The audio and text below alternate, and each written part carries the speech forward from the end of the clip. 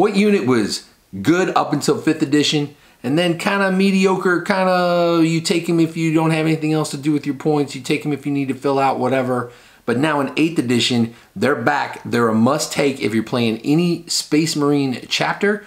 We're going to answer that question. We're going to keep the Emperor happy, and we're coming right back. Hello again, Tabletop Warriors, and welcome back to the Plague Den. My name's Tony. This is my continuing video series where we explore the 40K universe one model at a time. If you're new to this channel, please consider subscribing for more videos just like this one. Today's going to be an Imperium edition. So what model was good and then bad and then back to good again? It's the Space Marine Scout. And we're going to talk about them today. We're going to talk about why you almost have to take them. We're going to talk about versatility, and we're going to talk about the points, and we're going right at it. Number one is going to be the points. So bare bones Scout Squad is 55 points. So the Tactical Squad is 65 points. So where'd the 10 points go? Obviously the 10 points goes to the armor save. The Space Marine has a 3-up armor save. The Scouts only have a 4-up armor save. But what the Tac Squad gets in durability, I think the Scout Squad gets in versatility. So you have 3 different weapon systems that you can basically interchange for free. You've got the bolt gun, you've got the shotgun, and you've got the combat knives. Now all those don't cost you any more points, and you can kit them out however you want. Now you can kit out the Sergeant with some special stuff, just like you can any other Sergeant in the game. Give him some extra stuff, but remember that's extra points.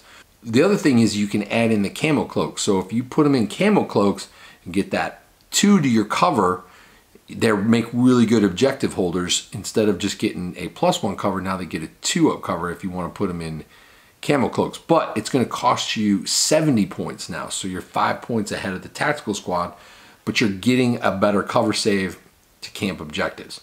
Now the last thing is if you want to give them the sniper rifles.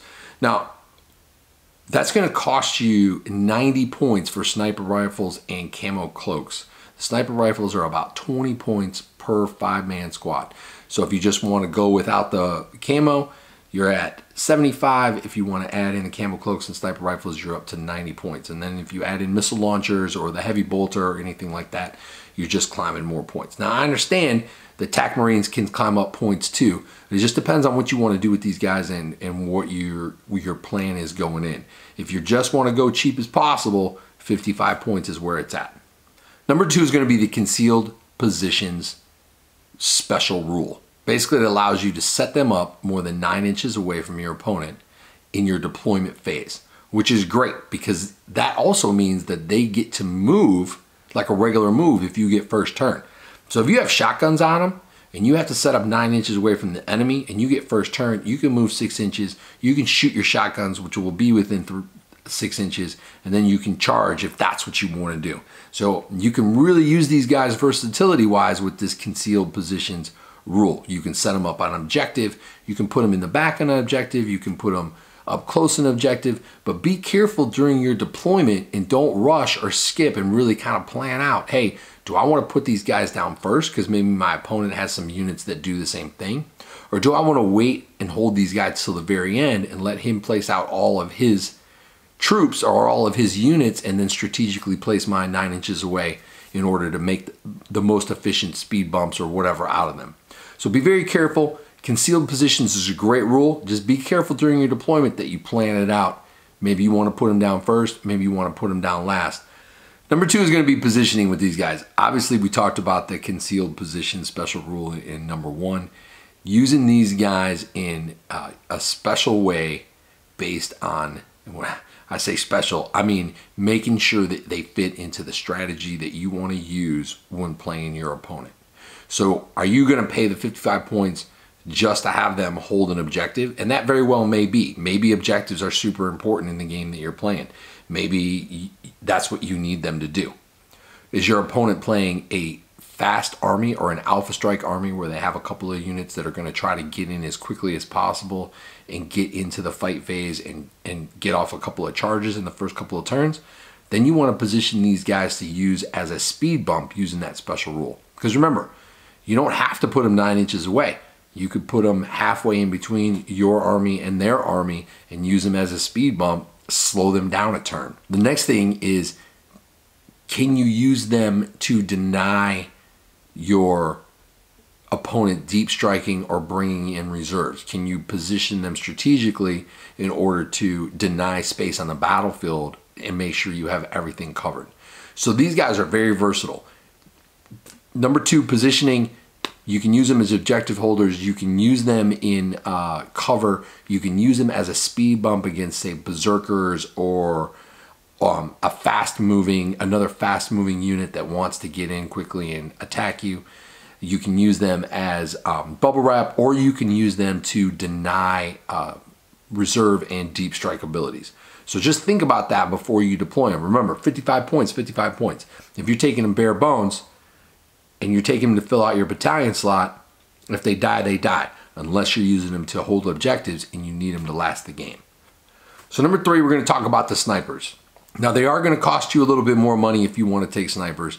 And my recommendation would be, don't just take 1 unit of snipers. You need to take at least 2, possibly even 3, to set them up to have them be effective. Remember, you're going to get mortal wounds on rolls of 6+.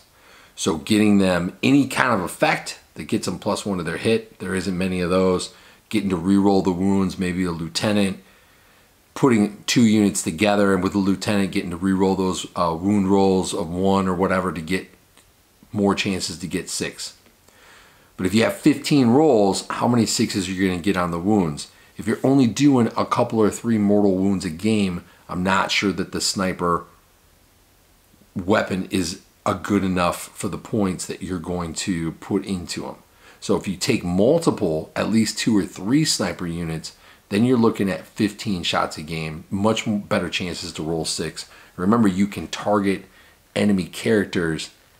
That rule where you can't target them is gone with the sniper rifles. So you can have all 3 units targeting the same character over and over again if you feel like you need to take him down with the mortal wounds.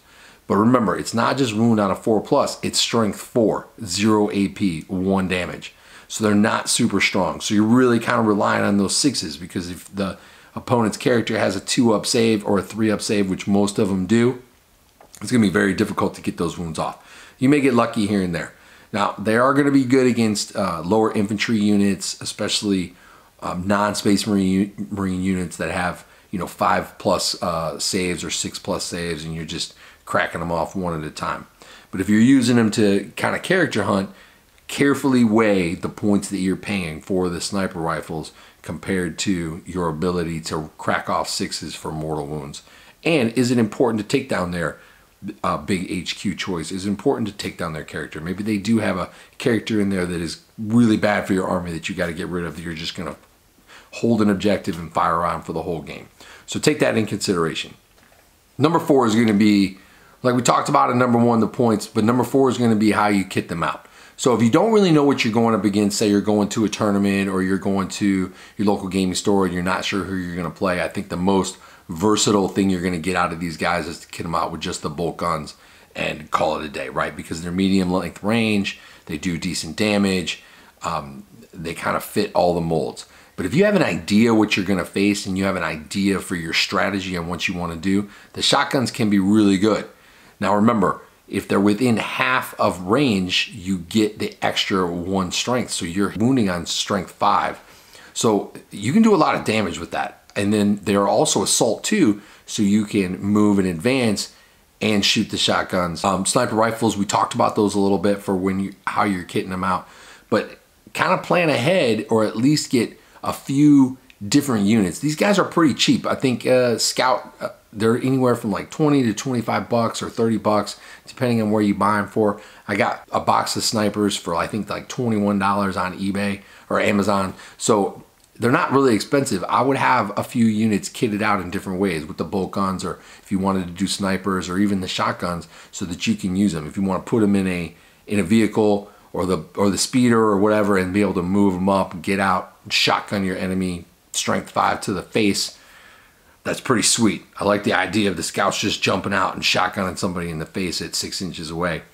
But think about that, and think about how you want to do it and what kind of opponents you'll be facing and what the meta is at your local gaming store. Or if you're going to a tournament, maybe you just want to take them in that kind of base bolt guns, 5 bolt guns, gives you all kinds of different versatilities and ways to use them. So bonus tip time. Bonus tip is going to be the Land Speeder Storm. I think this thing is really cool. So you get to move around. It does have heavy weapons. It has the heavy bolter. It has the Cerberus launcher. It does give them a little more protection. It is power level 5 and it's pretty expensive, but it does give the scouts some extra protection if that's the way you want to go. So consider it. I definitely think it's good to have 1 or 2 of them. I don't know if you would want more than that, but they give you some extra firepower. They give your squad some protection. It does have 7 wounds. It is open top, so when you get in close, you can fire the heavy bolter. You can fire all the dudes inside. It's a pretty good vehicle to move around in. I'm not sure I would spend the points on a Rhino for a scout squad, but I possibly might spend the points for a Razorback because you're getting those las cannons or heavy weapons with it. So consider that. Consider your different options with the transports in your scout squad, giving them protection. I mean, this is really kind of the troop choice now, right? Everybody's taking very low point troop choices so they can spam elites, they can put in heavies, they can put in fast attack, they can take more HQs. I mean, some of the Space Marine chapters are taking 3 and 4 different HQ choices and putting in Supreme Command detachments and just barely filling out that troop requirement for the battalion. So this does meet the mustard when it comes to your troop choice, and it is pretty cheap. And I would say overall in the game, taking all the Army's troop choices into consideration, this one is a pretty good contender given the stat line and the low point cost at 55 points. So thanks for watching. Please comment down below. Let me know if you guys are using scouts in your Space Marine. Let me know what chapter you're using them in. And let me know how you use them based on your kind of HQs and how you buff them up and what your go-to choice or go-to loadout with them is. Like this video and please subscribe for more videos from the Plague Den. Until next time, this is Tony saying to win all your battles in life and on the tabletop. See you later.